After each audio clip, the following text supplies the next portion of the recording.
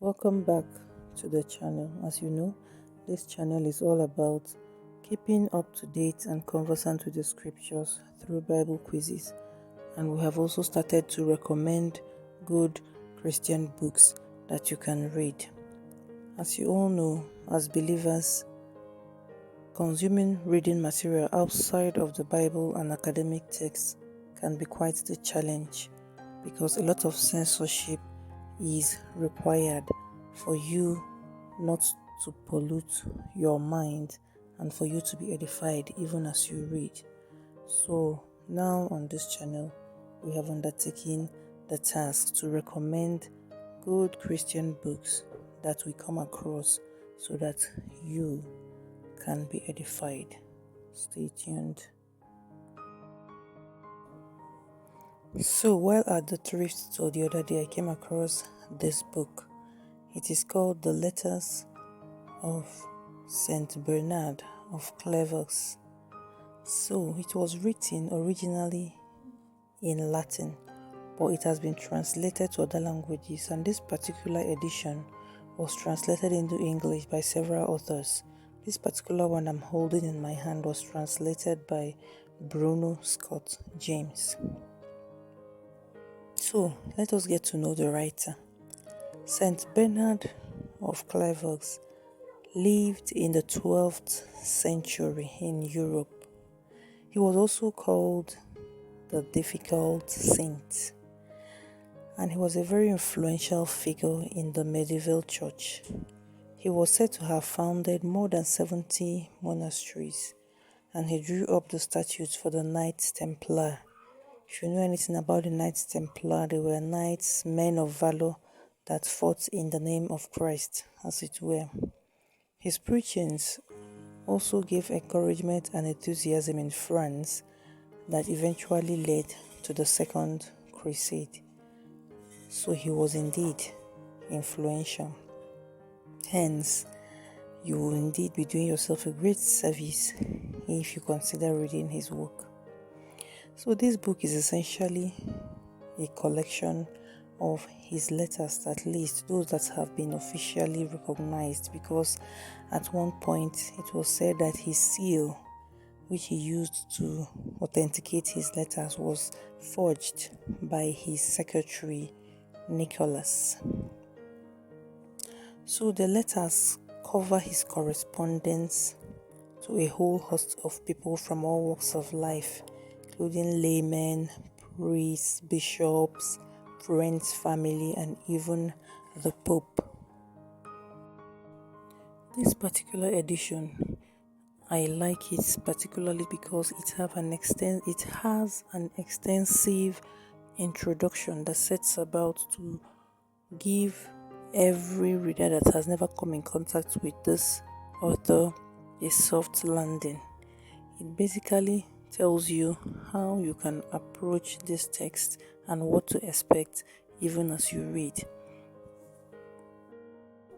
The introduction also gives an insight into how monastic life was in the 12th and 13th century, which was when Saint Bernard was alive and active.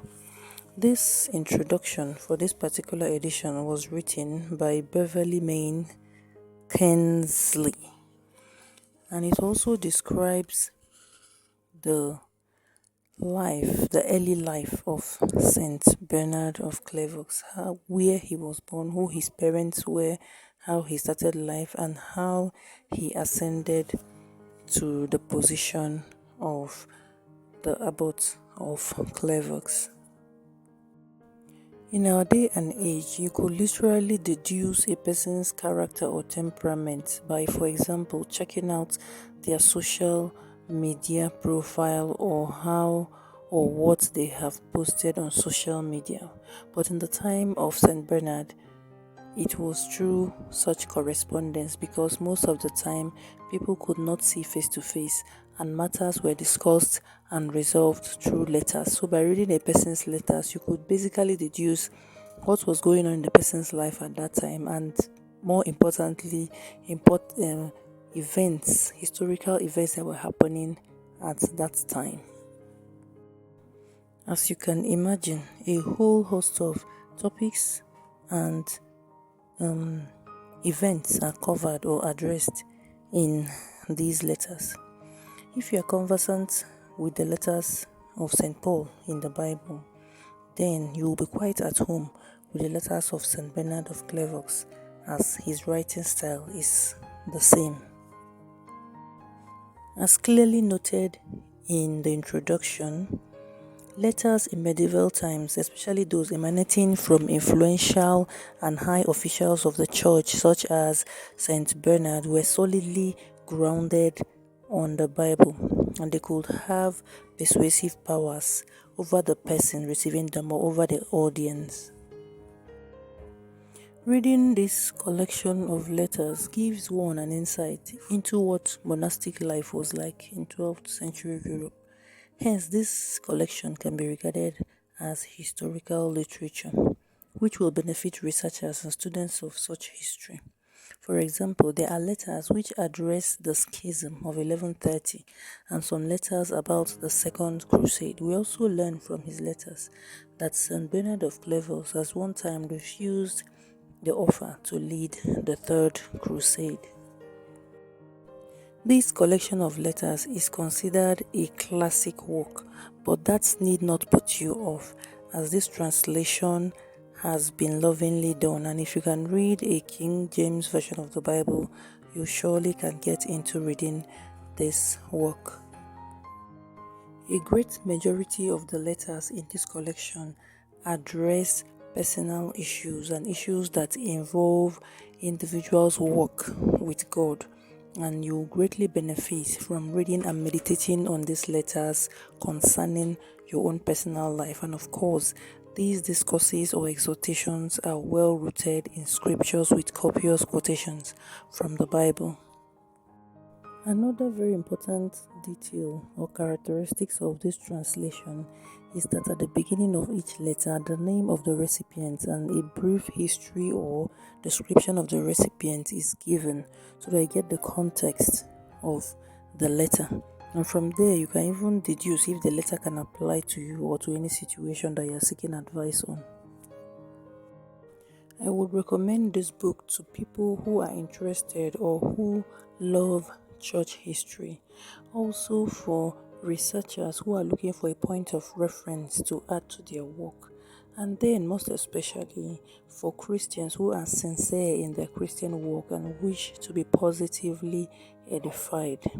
They will do themselves a world of good if they check out this book.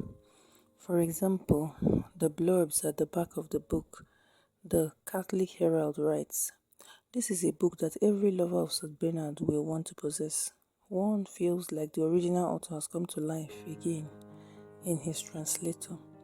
And the Daily Telegraph writes, "Bruno Scott James' translation and editing are alike quite admirable. The dialectic of the saint is as close-knit as a lawyer's brief. His psychology as penetrating as though clearer than Stendhal's. His style on occasion is dazzling as Chesterton's." And the Church Times writes, "This book represents vividly the passionate temper which inspired the greatest of medieval letter writers. It contains evidence of priceless value for the historian on a host of public affairs." So that's it, guys. I thought I should tell you people about this great book. In case you see it in your local bookstore, be sure to pick it up. Don't forget to subscribe to the channel to support us, and do drop in the comments what Christian book of non-fiction or fiction that you are reading at the moment. I'll see you guys next time. Bye.